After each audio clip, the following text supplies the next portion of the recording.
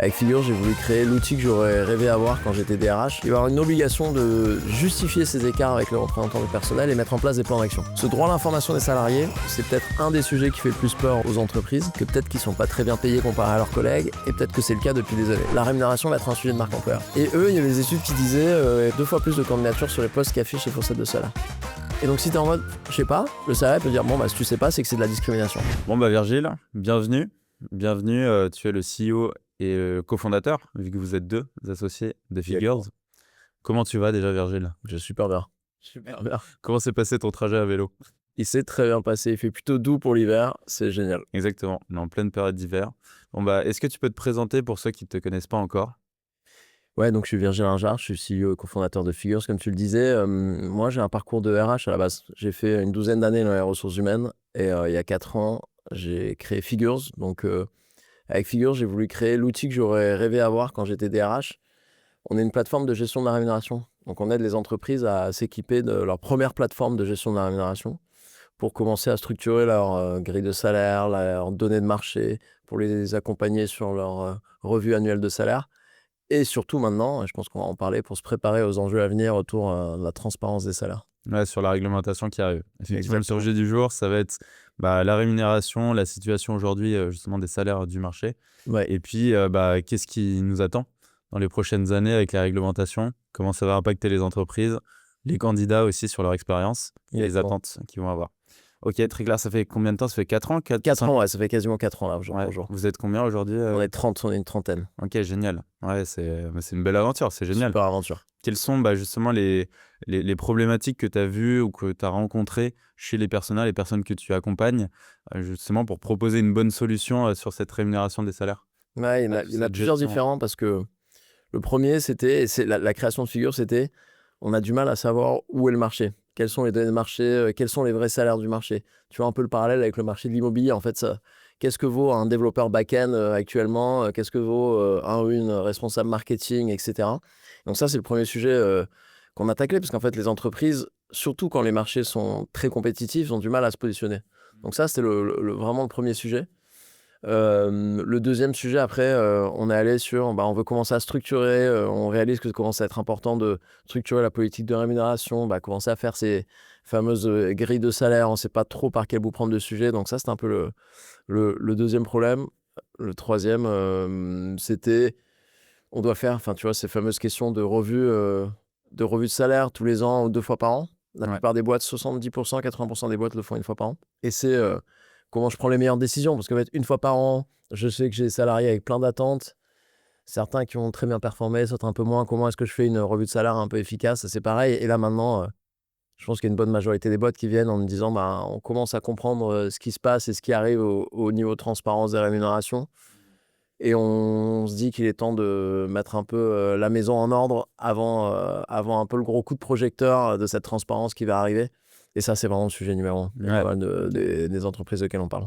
Et les personnes, le marché, tu le vois justement comment aujourd'hui? Est-ce que tu sens qu'il est assez mature sur ces sujets-là? Est-ce que les gens commencent à se poser ces questions? Même au début, quand tu es arrivé avec Figures, Ouais. peut-être que tu devais vraiment évangéliser ces choses-là parce qu'il y avait peut-être personne qui était assez sensible.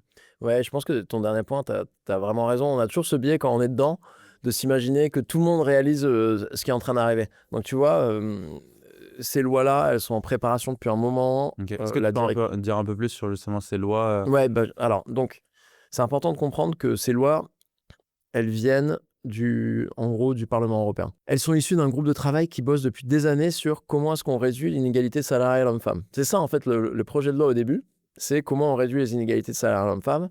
Et en fait, ils sont arrivés sur une conclusion qui est plus de transparence, mais pas que, on va en revenir. Ça va aider à réduire les inégalités. Donc, c'est important de garder en tête ce contexte parce qu'on comprend les objectifs derrière certains des éléments qui vont arriver dans les lois à venir. Néanmoins, ça ne va pas avoir qu'un impact sur l'inégalité salariale homme-femme. Loin de là, ça va avoir un impact bien, bien plus global. Pourquoi?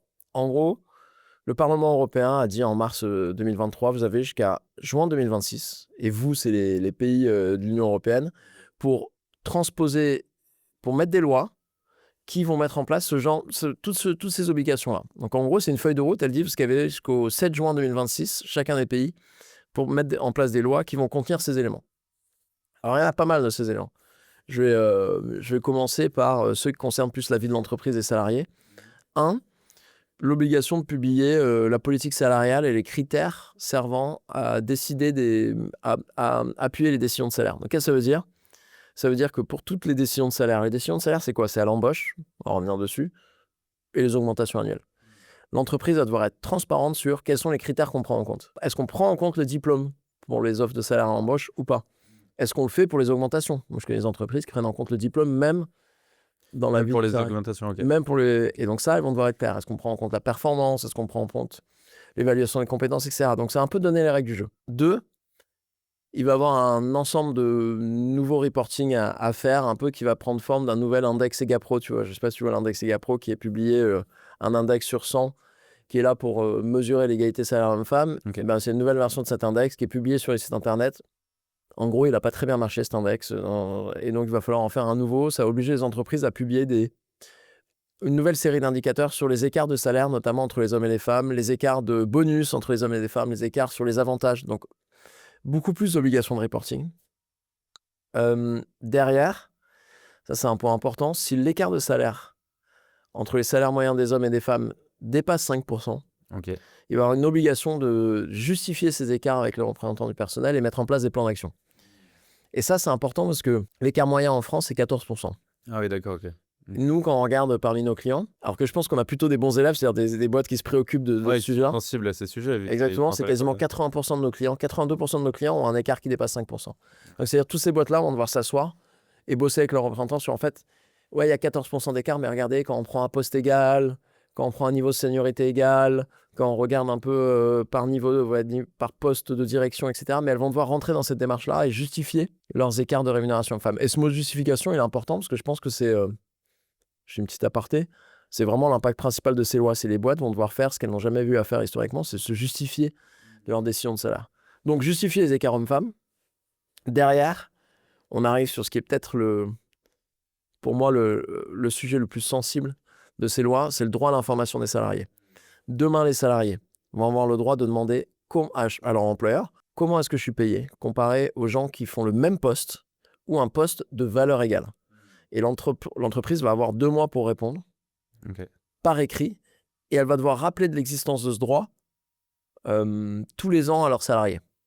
Et donc ça, tu vois, c'est un point fort parce que les entreprises, elles n'avaient pas vraiment à se justifier des salariés. C'est un sujet même un peu tabou. Exactement, c'est complètement tabou. Et surtout en France. Donc tu vois, je ne l'ai pas précisé au début, mais nous, on accompagne des clients en Europe. On a 50% de nos clients en France et après, on en a un peu partout en Europe, notamment en Allemagne, qui est notre deuxième marché maintenant.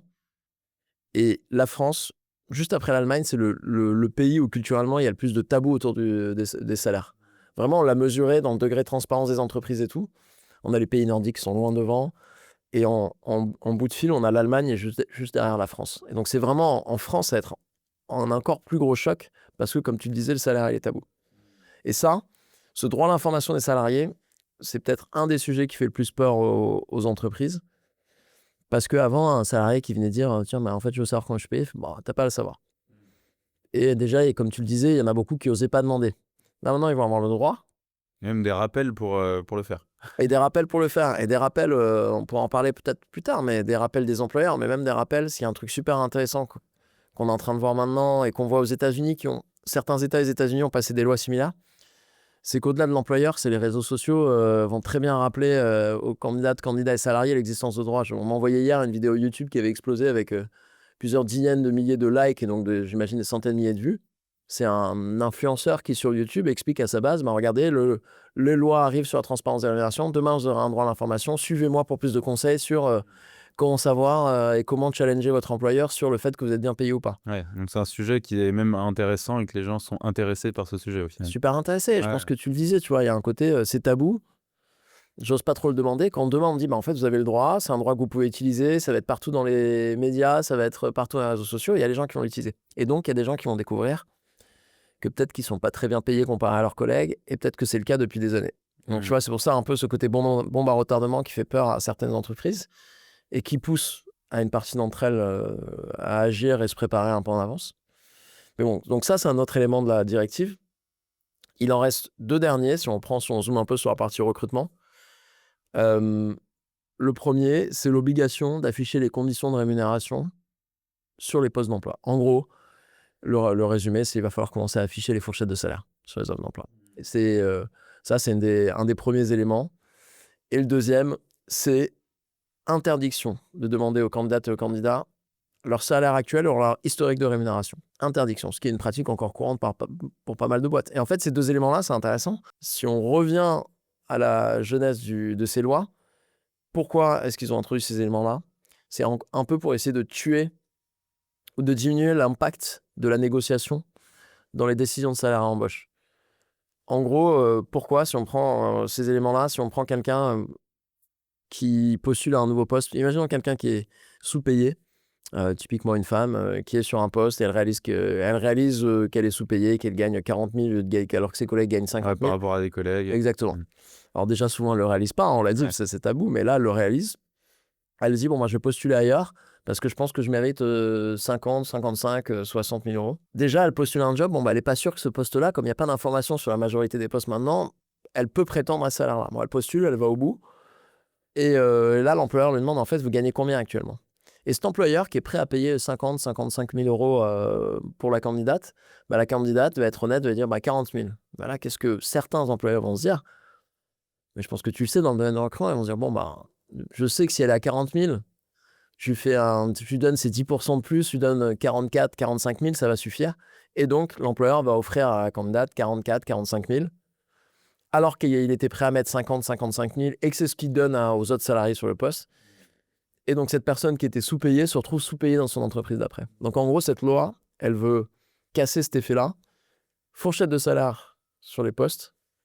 Interdiction de demander le salaire actuel pour pas que ça joue contre les candidates et les candidats au moment de l'embauche. Donc ça, c'est la partie qui concerne beaucoup la partie recrutement. Et avec des impacts un peu associés. Mais ça, c'est en gros, voilà, l'intégralité des éléments de la directive, c'est tout ça. Et ça arrive en France d'ici juin 2026. Donc, juin 2026, les entreprises doivent être préparées et mettre en place des mesures pour améliorer ça, ou c'est vraiment en juin 2026, il faut avoir respecté l'ensemble de ces règles? Bah, en fait, en juin 2026, on va voir comment... C'est là où on va voir la transposition de la loi. Donc, comment l'État français va appréhender le sujet. Ce qui est intéressant, c'est qu'avant le changement de gouvernement, ces lois-là, elles devaient passer d'ici mars 2025, c'est-à-dire donc, très prochainement. Ouais. Changement de gouvernement, ça donne un peu plus de marge. Mais il y a fort à penser quand elles arrivent en 2026. Si elles arrivent en 2026, imaginons qu'elles n'arrivent pas l'an prochain. Vu ce qui se passe dans le gouvernement, je pense qu'il y a peu de chances que ça passe au gouvernement en 2025. Imaginons que ça arrive en 2026. Il y a de fortes chances qu'ils disent que c'est effectif à partir du 1er janvier 2027. Ok. Donc, tu peux dire, bon, il y a un peu de temps pour se préparer. Mais c'est là où, tu vois, tu me posais la question tout à l'heure, à quel point les boîtes sont au courant, prêtes et tout. Contrairement à ce que je croyais, je pense que la plupart des boîtes, il y a encore pas mal d'entreprises qui ne sont pas au courant. Ouais. Et la majorité des entreprises ne sont pas prêtes ou n'ont même pas commencé à se préparer. Parce que tu vois, typiquement, si on prend le sujet des fourchettes de salaire sur les offres d'emploi, c'est pas juste, ok, bon, bah, la loi est passée, je vais mettre mes fourchettes. Déjà, il faut les avoir. Et surtout, il y a un cas intéressant qui est arrivé aux États-Unis, qui est un super exemple de ce qu'il ne faut pas faire. Donc, je te disais, dans l'État de New York, de Californie, il y a des lois pas aussi imposantes que celles que je viens de décrire, mais ils ont les mêmes lois sur la transparence sur les fourchettes de salaire sur les postes d'emploi. Donc, tu vois, on peut regarder un peu ce qui se passe aux US pour voir ce qui va se passer en France. Bah, une entreprise s'est dit, OK, bon, bah, on me demande de mettre les fourchettes, je mets les fourchettes. Bah, il y a une salariée qui a commencé à tweeter. Bah, en fait, je viens de voir un poste en ligne, qui est le même poste que le mien. Et tu le vois peut-être venir, mais les fourchettes de salaire affichées sur le poste sont supérieures à ce que je gagne. Ouais. Donc, elle vient de réaliser, et donc, elle a fait ce tweet. Et elle a dit, bon, bah, je vais postuler à mon propre poste en externe, voir si je peux avoir un salaire supérieur à ce que j'ai actuellement dans ma propre entreprise. Ah, génial. Et elle a commencé à live tweet le truc, ça a explosé. Il y a eu des centaines de milliers de likes. L'entreprise, une grosse entreprise, a enlevé tous ses posts en ligne, a fait un communiqué de presse, a fait une réunion en interne. Enfin, ça a été un bordel monstre. Ouais. Pourquoi? Parce qu'en fait, elle s'est dit, bon, bah, je mets les fourchettes de salaire sur les postes d'emploi. Alors qu'avant, qu'est-ce qu'il faut faire? Avant de mettre les fourchettes, il faut commencer à le faire en interne. En fait. Ouais, en interne. Ouais. Parce que tous les salariés vont regarder les postes en externe. Donc, il faut travailler sur les fourchettes, il faut s'assurer que les fourchettes que tu vas mettre en externe, en fait, tu les communiques un peu en interne, tu t'assures que les gens sont dans les fourchettes. Et tu vois, déjà, ce travail-là de préparation, tu réalises que ça prend du temps. Revoir les fourchettes, s'assurer que les gens soient dedans, commencer à communiquer ces fourchettes-là progressivement aux managers, aux salariés. Et ça se fait pas en une semaine, ça se fait pas en 2 semaines. Et donc, la plupart des boîtes commencent à se préparer. C'est un des sujets qu'elles traitent pour se préparer. Mais il y a des boîtes qui vraiment se disent, bon, bah, s'il faut mettre les fourchettes, je mettrai les fourchettes. Ouais, Que elles n'ont pas encore réalisé l'ensemble de l'impact que ça va avoir. ouais, toutes les conséquences derrière. Ouais, Exactement. parce que tu as des conséquences sur les employés internes, évidemment, tu vois, où il y a des fourchettes qui vont être différentes, ou même des réalisations que je suis payé moins qu'un autre, et Exactement. aussi en externe, où on va devoir afficher les salaires, et donc tout va être transparent, et ça va être compliqué aussi d'attirer les talents à soi si on a des fourchettes qui sont pas très intéressantes, en tout cas. Ouais, mais en Pas tout très cas, ça va être attractives. exposé. Ou en tout cas, il va falloir travailler sur expliquer pourquoi est-ce qu'on a des fourchettes qui sont aussi basses. Tu vois, ce qu'on n'a peut-être pas à faire, une entreprise qui paye pas super bien, bon, peut-être que des candidates et des candidats, en fait, ils connaissent pas vraiment le marché. Et ça va changer demain, on va revenir dessus. Ils vont postuler à l'entreprise va leur faire une proposition, dire bon, ça me paraît bas, mais bon, en même temps, je sais pas, c'est peut-être le marché, je vais accepter. Demain, ces candidates et candidats, ils vont avoir accès aux fourchettes de salaire sur les boîtes concurrentes. Moi, je suis à peu près sûr, donc tu vois, une de mes premières prédictions, c'est l'influence des réseaux sociaux que les entreprises sous-estiment Ouais. sur la communication candidat, et ça, pareil, on le voit aux US et salariés. Il ne faut pas croire, je rencontrais des dirigeants, des DRH qui nous disaient, tu vois, je te disais, c'est un nouvel index EGAPRO, c'est être un peu du reporting ou c'est une loi qui va passer sous le tapis. Non. Tu regardes ce qui se passe aux US, les gens sont au courant. Les médias s'en emparent, les réseaux sociaux s'en emparent. Donc les gens vont être au courant. Ils vont arriver en entretien et pouvoir voir les fourchettes de salaire des entreprises concurrentes ou des postes similaires. Et même, moi, je pense, voilà, ma deuxième prédiction de l'impact des réseaux sociaux, c'est, je pense qu'il y a des outils qui vont émerger, surtout avec l'IA, qui en fait vont un peu agréger, aller scanner, scraper les postes d'emploi pour récupérer les fourchettes et donner des moyennes pondérées aux candidats en l'échange d'autres informations, s'il y a d'informations sur leur CV ou des choses comme ça. Enfin, il y a pas mal de moyens de monétisation possibles. Mais demain, en gros, je parie cher qu'il va y avoir des sites à disposition des candidats en mode, vous voulez savoir quels sont les salaires du marché pour un poste donné, on regarde, on a scanné l'intégralité des postes des offres d'emploi et on vous donne ces informations-là contre votre CV, votre LinkedIn, et que tu peux revendre à des entreprises ou quoi que ce soit. Mais... Ouais, Et donc les candidats vont arriver demain en disant, Alexis, alors le candidat d'aujourd'hui vient en me disant, déjà il pose pas de questions, il n'y a rien sur l'offre. Parfois on parle de salaire qu'à la fin du process.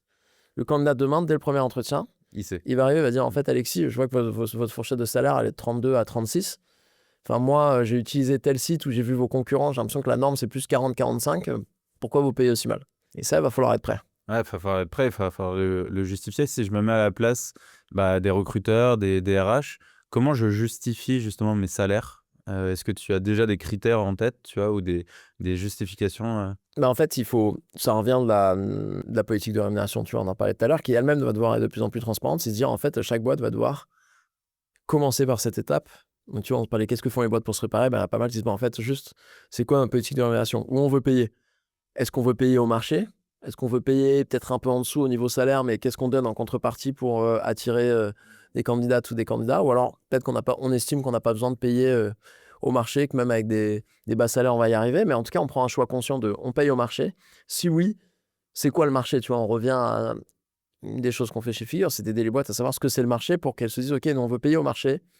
On regarde les données de marché et on se positionne à la médiane. Et on va baser nos fourchettes de salaire au-dessus. L'explication est facile. Les boîtes qui se disent, par exemple, on va payer moins, mais on va offrir, je sais pas, la semaine de 4 jours, ou on va offrir des énormes jours de congé, ou on va offrir des avantages en termes de formation énormes. En tout cas, elles vont devoir le mettre dans leur politique de rémunération et arriver à expliquer en leur package. Un peu, tu vois, en fait, ça devient un sujet de marque employeur. C'est ce qu'on dit, c'est la rémunération va être un sujet de marque employeur. Donc, c'est bien d'arriver, de parler de sa culture, etc. Mais il va falloir expliquer. En fait, c'est ça notre politique de rémunération. Ouais, peut-être qu'on est bas sur les salaires, mais ce qu'il s'agit des congés, l'équilibre vie pro, vie perso, les possibilités d'apprentissage, là, on est très, très fort. Essayer d'aller. Et en tout cas, il va falloir le mettre sur son site carrière. Donc, demain, dans 2, 3, 4, 5 ans, il faudra que les entreprises, et quand je dis il faudra, ce ne sera pas légal, mais c'est une conséquence naturelle. Il faudra commencer à communiquer sa politique de rémunération sur le site carrière. En fait, c'est ça notre politique de rémunération. On se positionne comme ça sur le salaire. On met du variable, on croit beaucoup aux variables individuelles pour récompenser la performance. Donc, par contre, on a du gros variable, par exemple. C'est ce que les entreprises vont devoir se poser comme question sur quelle est leur politique de rémunération et commencer à bosser sur l'explication de cette politique de rémunération. Et ça, c'est un travail, tu le dis, ça prend... ça se fait pas en 2 jours, quoi. C'est surtout dans des grosses structures où il y a beaucoup de parties prenantes. Ouais.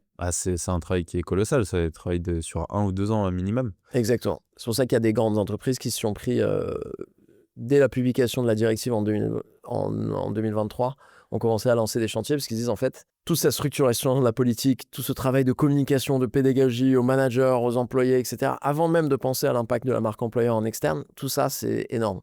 Et puis, un des points essentiels, tu vois, on parlait de ce droit à l'information. Donc, plein d'entreprises, surtout historiques, ont des salariés, ont des inégalités de salaire en interne. Si on se dit demain, il va y avoir un coup de projecteur sur ces inégalités de salaire, bah, peut-être mieux de les corriger un peu avant que ça arrive. Mais sauf que tu n'as pas beaucoup de... Si les lois elles arrivent en 2026 et que tu as une seule cycle d'augmentation par an, tu n'as pas beaucoup de cycles d'augmentation pour corriger des écarts que tu as en interne. Et déjà, il faut les identifier. Donc, il faut arriver à structurer ta politique de rémunération, identifier qui sont ces salariés qui, demain, s'ils font usage de leur droit à l'information, vont peut-être pas être trop contents et se dire, j'ai 1, 2, 3 revues de salaire pour les corriger. Sauf que si tu te réveilles au moment de la publication de la loi en 2026, et imaginons que c'est en 2026, effectif 2027, et tu dis, mince, en janvier, en fait, ils vont pouvoir faire usage de leur droit à l'information, mais en fait, j'ai plein de gens en interne où je sais même pas où, mais je sais que j'en ai, qui sont sûrement surpayés, j'ai 6 mois pour les identifier, les trouver, leur faire des augmentations avant qu'ils potentiellement fassent son droit à l'information. Enfin, c'est... Ouais, et puis c'est un coût énorme qu'il faut anticiper dans une structure. Énorme, et puis tu vois, toute la partie communication, structuration, tu peux pas, surtout dans les plus grosses boîtes, tu peux pas le faire en quelques jours, quelques semaines. Les plus petites entreprises, ça ira. Et d'ailleurs, je l'ai pas précisé, mais ça va concerner les entreprises au minimum de 100 salariés, sûrement en France de 50, parce qu'il y a des chances qu'on s'aligne sur ce qui est les obligations de l'index EGAPRO. Les premières entreprises impactées, c'est les entreprises de plus de 150. Donc tu vois, en dessous de 150, on peut se dire, j'ai un peu plus de temps. Je pense qu'il faut faire attention, c'est bien de se poser la question, mais en tout cas, on peut se dire plus de temps. Mais les plus grosses, elles doivent s'y mettre, même si elles s'y mettent pas tous encore, elles devraient fortement s'y mettre. Ok. Et en termes de sanctions, quelles sont les sanctions potentielles si, par exemple, je suis une entreprise, j'ai 500 salariés et je respecte pas ces normes-là? Ouais, alors, on va voir comment ça va être transposé en droit français. Ce que mentionne la directive, c'est soit elle ouvre la porte. Donc, c'est un bon exemple le Parlement. En gros, il dit, nous, on vous propose de faire des sanctions, soit sur le chiffre d'affaires, soit en pourcentage de la masse salariale. À vous de voir, selon votre droit local, etc. Donc, il y a fort à penser que ce soit un des deux qui soit appliqué en France. Forcément, est-ce que ce sera plus un pourcentage, une sanction en 1% de la masse salariale pour non-respect des lois ou en pourcentage chiffre d'affaires, je ne sais pas. Mais il y a ça à prévoir. Mais les deux autres dégâts à prévoir, c'est deux plutôt, c'est les contentieux. Parce qu'en fait, qu'est-ce qui se passe quand des salariés vont dire, en fait, réaliser qu'ils sont sous-payés? Ce qui se passe déjà maintenant.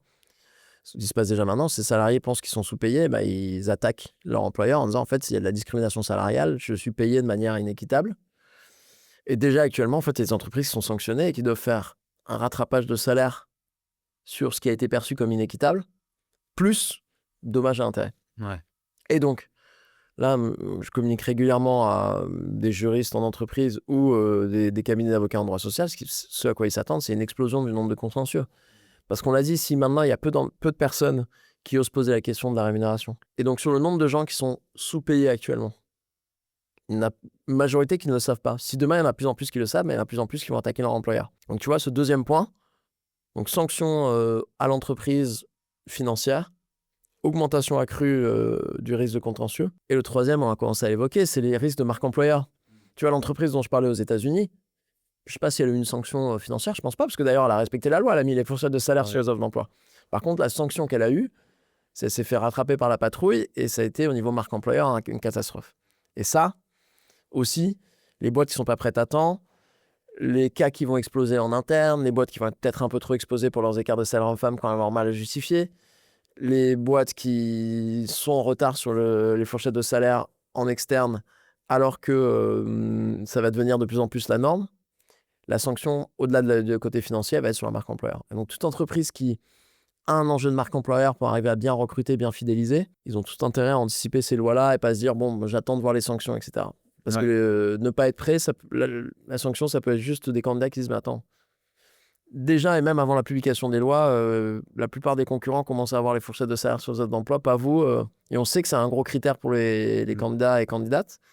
Aux US, maintenant, il y a, je crois, 40% des candidats qui refusent de postuler, même dans d'autres États, s'il n'y a pas de fourchette de salaire. Donc, ça devient la norme du marché. Donc, les boîtes qui ne seront pas prêtes, la première sanction, ce sera elles auront moins de candidats.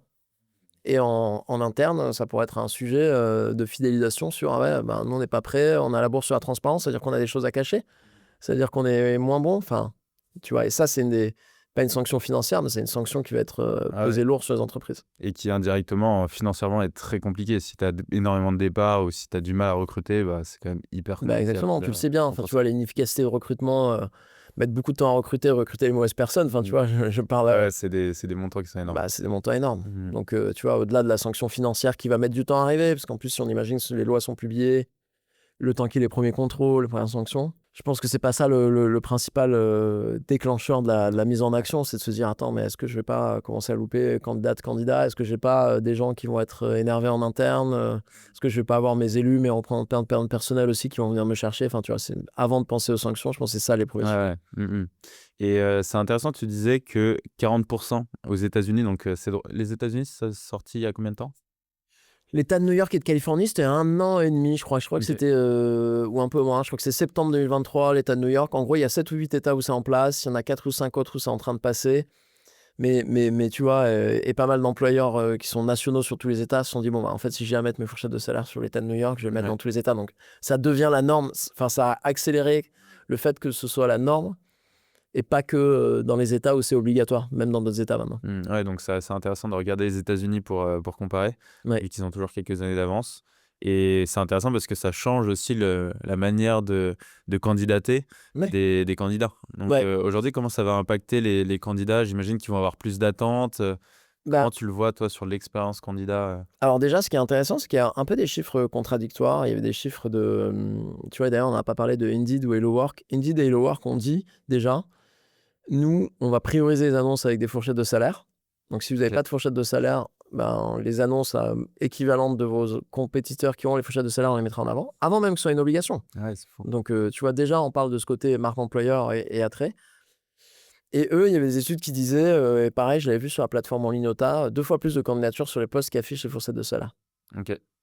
Ah ouais. Récemment, la semaine dernière, je parlais avec Welcome to the Jungle, qui me disait, ben nous, ce qu'on voit, c'est potentiellement pas forcément en augmentation du nombre de candidatures, peut-être même parfois une baisse, mais une augmentation du nombre de candidatures qualifiées, de gens qui viennent où il n'y en a pas de décalage et on ne perd pas de notre temps à travailler. Ouais. Et tu vois, donc indépendamment de ces sources, il faudrait voir est-ce que c'est quel type de métier sur lequel il y a beaucoup plus de candidatures, est-ce qu'il y a des types de métiers, d'entreprises qui font qu'il y aura plus de candidatures. Par contre, ce qui est unanime dans toutes les boîtes, aux US comme en France, c'est les candidatures qualifiées où en fait tu perds pas ton temps à avoir des gens qui viennent, tu fais ton screening, tu les as au téléphone et en fait tu réalises au bout d'un moment, en fait non, il y a un énorme décalage et ça le fait pas du tout. Ouais, ouais. Et donc ça, c'est le premier impact. Est-ce que c'est plus ou moins de candidatures? Il y a des chiffres qui... La majeure partie des études quand même montraient qu'il y avait plus de candidatures. En tout cas, toutes montrent que c'est plus qualifié. Et on l'a dit, qu'est-ce que ça change sur l'expérience candidat? Bah, déjà, en fait, c'est marrant, je sais pas comment tu vois les choses, mais moi, j'aime à dire que le fait qu'il n'ait pas les fourchettes de salaire sur les offres d'emploi, c'est une anomalie d'histoire. Moi, je dis... moi, je suis sûr que je dis toujours que je suis sûr que j'ai 2 filles, tu vois, dans 20 ans, elles vont commencer à poser un peu moins, j'espère pour elles, vers 15 ans, à postuler à un premier poste. Et qu'un jour, je leur dirai, mais tu sais, avant de moi, à l'époque, il n'y avait pas les fourchettes de salaire sur un emploi. Ouais. Ils vont me regarder, mais Ça quoi? paraîtrait mais fou. Lunaire. Moi, je fais que dire, c'est comme les gens, c'est comme si tu allais visiter une maison et que tu n'as aucune idée du prix de la maison. Tu fais la visite et au bout d'une heure de visite ou deuxième visite, on vient, on fait bon, bah maintenant, on vous annonce qu'en fait, elle est 1 million de plus que ce que tu pensais. Enfin, Ouais. tu vas faire tes courses, qu'il n'y a pas de prix, que tu arrives à la caisse et en fait, enfin, en vrai, je pense que c'est le sens de l'histoire. Et quand on regardera en arrière dans quelques décennies, on se dira, mais c'est aberrant. Et moi, je l'ai fait, hein, moi le premier, je sais pas toi, mais moi j'ai fait des process où j'ai fait ces 3-4 entretiens avant qu'on parle salaire. C'est aberrant. Donc, en vrai, c'est le sens de l'histoire, ça va revenir dans les clous et les candidats vont avoir un peu plus d'idées sur les fourchettes de rémunération avant de postuler. Et ils vont arriver plus préparés parce que, je te l'ai dit, réseaux sociaux, changement culturel, changement de normes marché, ils vont arriver plus près, ils vont arriver avec des éléments sur les compétiteurs, sur l'état du marché.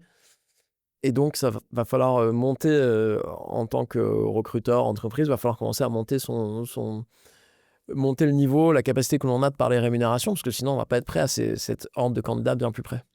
Et aujourd'hui, pour s'informer justement sur ces lois, je sais que toi, tu documentes pas mal. Tu Ouais, as lancé une newsletter ou sur le exactement. sujet? Ouais. J'ai une newsletter sur le OK. sujet depuis, je sais plus quoi, un peu plus d'1 an. La conversation, un excellent jeu de mots sur compensation, la rémunération et conversation, le fait qu'on va devoir en parler, quoi. Ouais. Il y a ça, je pense que c'est... Donc ouais, je communique beaucoup sur LinkedIn, sur les avancées de la loi, en France comme dans d'autres pays européens. Et d'ailleurs, on va sortir un site internet dédié, un peu un tracker des progrès des lois dans différents pays européens. La Suède est en train d'avancer, la Belgique aussi est en train d'avancer sur ce sujet-là, donc c'est pas qu'en France. Mais oui, donc je communique beaucoup dessus, et honnêtement, et en fait même... il y a les médias qui s'en emparent. Enfin, la semaine dernière, j'avais un article. Enfin, j'ai été interviewé pour Le Figaro sur le sujet autour de la transparence. On avait eu un article dans Le Monde il y a quelques temps, Le Parisien il y a quelques temps. Ça va faire du bruit. Enfin, c'est Ouais. sûr que ça va faire du bruit. Et comment en tant qu'entreprise, quelles sont les premières étapes pour s'en emparer? Déjà, est-ce que c'est un sujet seulement des ressources humaines? Est-ce que les dirigeants doivent être concernés?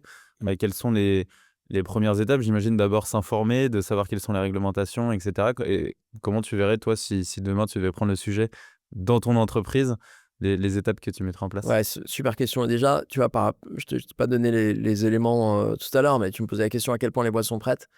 J'ai un événement la semaine dernière à ce sujet. On posait la question de à quel point vous êtes prêts, en fait. Et donc, ce que je disais, je crois qu'il y a un quart des gens qui disent je sais qu'il y a des lois, mais je sais pas ce qu'il y a dedans. Un quart des gens qui disent, un peu plus d'un quart, il y a des lois. Je crois que j'ai compris ce qu'il y a dedans, mais j'ai pas du tout commencé. Et il y avait un quart qui était en mode, bon, on est en train de commencer à se préparer. Et tu vois, même plus d'un quart, 40%. Et il y avait que 8%, je crois, qui disaient, on est vraiment avancé dans notre préparation. Donc déjà, l'état du marché, je disais tout à l'heure, c'est que la plupart des boîtes, la moitié n'ont rien commencé. Ouais. Ou voire ne savent même pas ce qu'il y a dedans. Donc déjà, si vous êtes dans ce cas-là, en gros, c'est normal, vous n'êtes pas les seuls. Comment on se prépare? Tu vois, c'est de ne pas prendre l'idée que cette transparence, c'est d'abord c'est un sujet tout de suite de transparence et de publication des fourchettes. C'est un sujet de structuration, c'est on voit sa politique de salaire.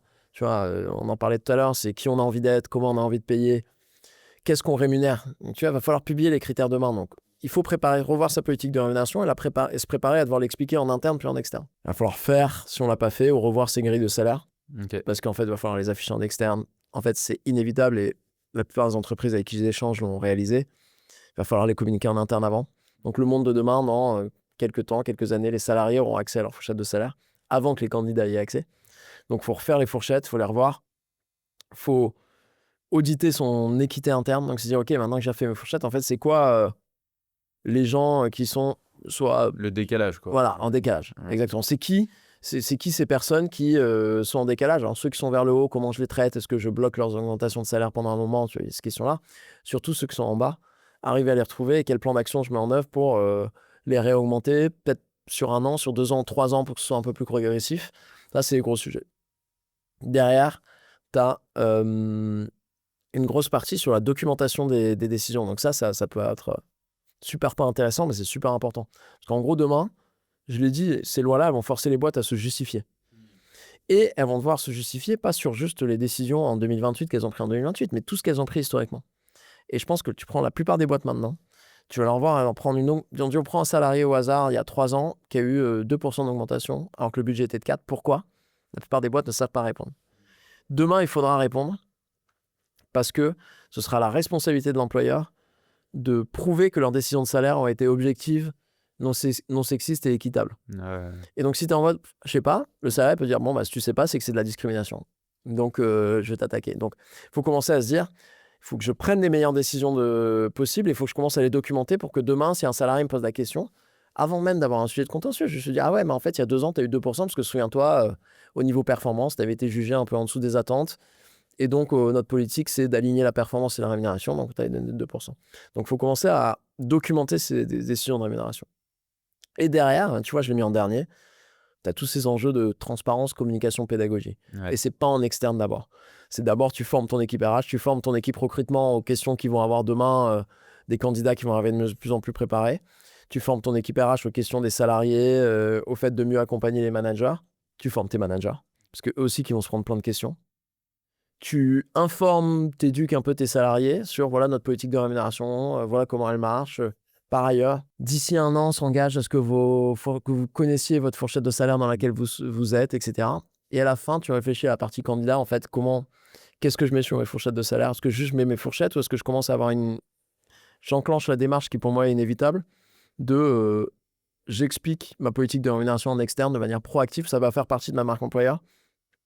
Et je sais que si je le fais bien, ça va être un avantage concurrentiel. Mais tu vois, cette dernière étape de communication et de transparence, c'est la fin. Avant, c'est de la structuration, c'est la politique salariale, la structuration, de l'audit d'inéquité et de la communication, formation interne. Et à la fin, tu fais de la transparence. Et souvent, les entreprises qui prennent le sujet un peu de haut se disent, tiens, c'est le... Ouais, ok, c'est la transparence, moi, je vais être transparent. Alors que non, il y a un ensemble d'étapes avant. Ouais, je vois. Ouais, tu dis, moi, je vais faire la finalité. Les gens veulent que je sois transparent. Je vais faire ce qu'il faut en termes d'output que les gens Exactement. veulent. Mais en fait, t'as pas réfléchi à tout l'input et Exactement. toutes ces choses-là qui vont te revenir. En fait, ça va te rattraper. Ouais, Si jamais t'as mal communiqué, en fait, il va falloir que tu justifies, que tu reviennes dessus. Et t'es obligé exactement. de traiter les sujets en amont.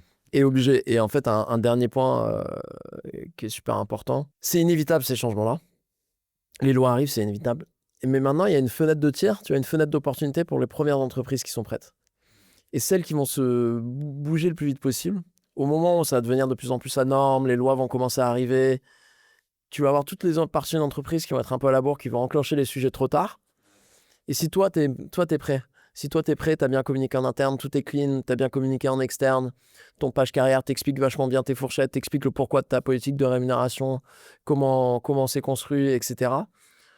Tu as un gros avantage concurrentiel parce que tu seras prêt avant les autres. Et au moment où ça va émerger, tous les candidats vont voir arriver le truc et vont commencer à poser des questions sur les entreprises. Je sais pas, en fait, les fourchettes, on va peut-être les mettre, mais d'ici janvier, enfin, on sait pas et tout. Tu as celle qui dit, bah non, les fourchettes, on les a depuis plusieurs mois déjà. D'ailleurs, je peux vous expliquer à plus une génération, c'est laquelle qui va. C'est cette entreprise-là qui va gagner demain. Ouais. Et d'ailleurs, tu vois, nous, évidemment, hein, c'est biaisé, mais nous, on est transparent depuis le début. Et il y a des trucs qu'on fait depuis le début au niveau recrutement qui marchent super bien. Si tu vas sur nos sites, nos offres d'emploi, on met évidemment les fourchettes, mais on explique comment elles sont construites. On explique notre politique salariale, on explique, voilà, c'est une fourchette de temps. Pour le niveau junior, pour le niveau intermédiaire, c'est de temps. Voilà comment on a construit. On a pris des données de marché, qui sont des données figures, et on a décidé de s'aligner à la médiane du marché parce on pense que payer à la médiane, c'est bien. Voilà comment a été construite les fourchettes. Et au moment où on fait l'offre et on explique aux candidats, tu vois, Alexis, je t'avais expliqué que les fourchettes se fait de 40 à 50. On a décidé de te donner 47 parce que voilà comment on a évalué ton niveau de seniorité, t'impact prévu par rapport à ce qu'on attend d'un niveau intermédiaire. On a décidé de te positionner ici. Donc, on a décidé de se faire cette offre-là par rapport à notre politique. Quand tu rassures les candidats et les candidats, franchement, nous, je sais que c'est un des éléments... on n'a jamais eu d'offre refusée alors qu'on ne paye pas. Et cette création de la confiance que tu crées en faisant ça de manière transparente et pédagogique, elle est énorme. Et ça, les entreprises qui vont commencer à faire ça avant que ce soit une obligation légale, elles peuvent créer cette confiance-là avec les candidates et candidats. Parce qu'ils ne vont pas se dire, ah ouais, non mais ok, vous êtes transparent parce qu'il faut l'être et c'est légal. Non, non. Dire, en fait, on va essayer de bien le faire, on est pédagogue. Et ça, les entreprises qui se bougent en premier, elles ont une fenêtre de tir là-dessus. Ouais, tu as une opportunité marché de te démarquer. Et puis, ouais, si c'est bien justifié et c'est expliqué, au final, ça va pas être. C'est la peur qu'on pourra avoir. Ouais. C'est-à-dire que ce sera refusé par le candidat ou qu'est-ce que ça va être en termes d'impact. Si tu as bien justifié que c'est cadré, tu as raison, ça rassure. Exact. Et les gens ils vont pas les creuser au final parce que toi, tu as déjà bien pensé. C'est comme une grille de salaire qui est imposée, entre guillemets. Bah, t'as pas le choix. Hein. Ouais, exactement. Mais là, vu que tu as la pédagogie et que c'est bien justifié, c'est top. Ok, hyper clair.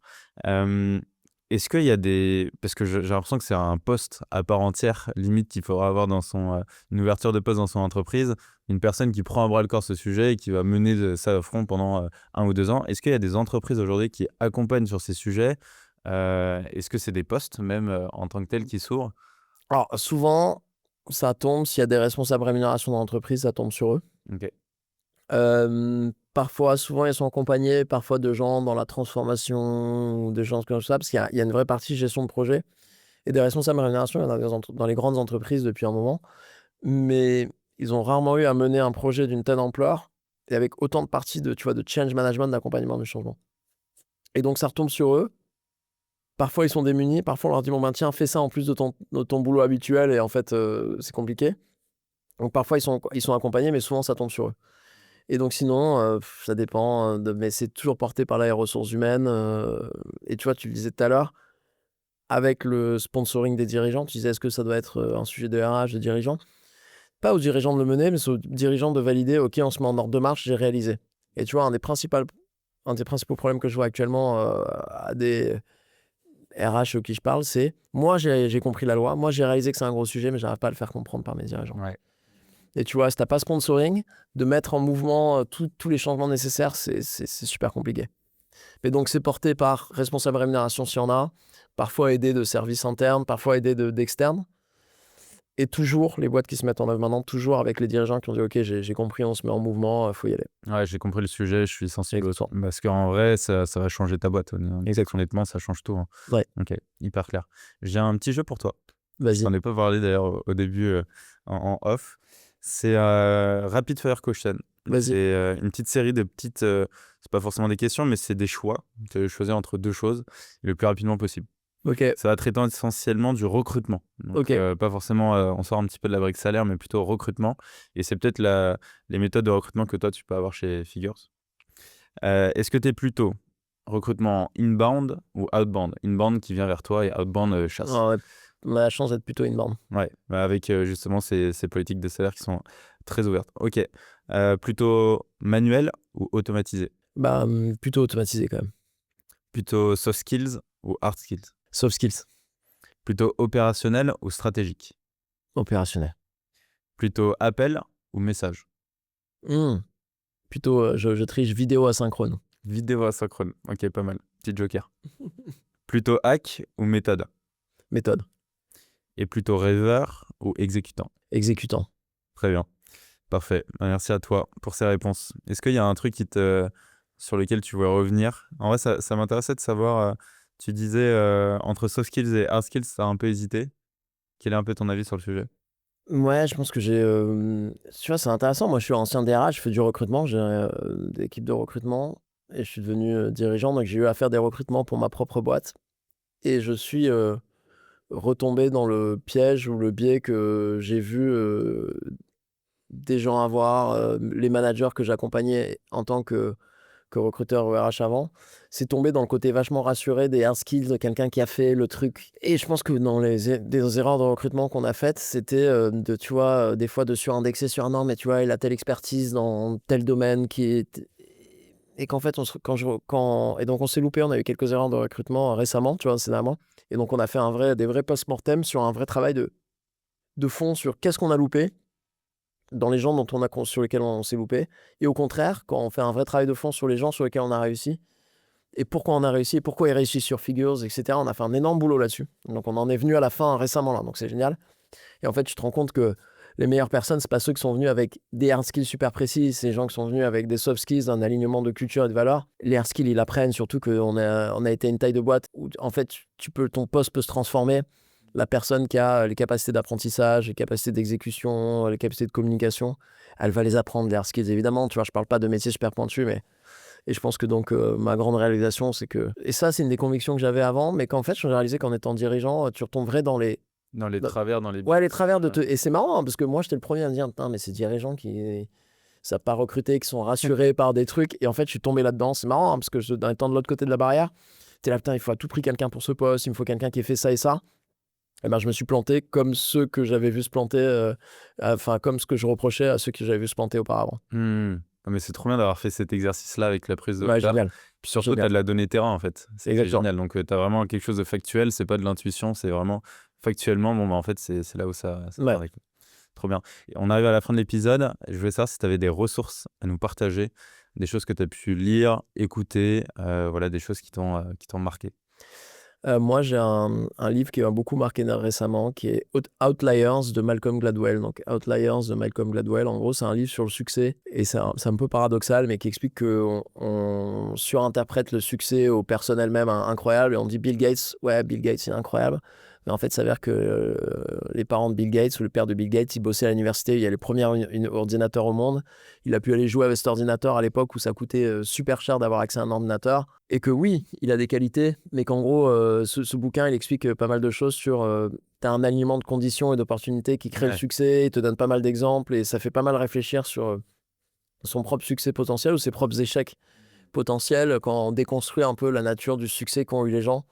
Et au côté, même si c'est moins beau, c'est moins hollywoodien, un peu opportuniste et chanceux et moins intrinsèquement, Bill Gates, tu le mettais n'importe où, il serait devenu Bill Gates, qui est peut-être pas forcément vrai. Oui, tu as un alignement des planètes et Ouais. chance. Bah ouais, c'est un peu des opportunités à saisir.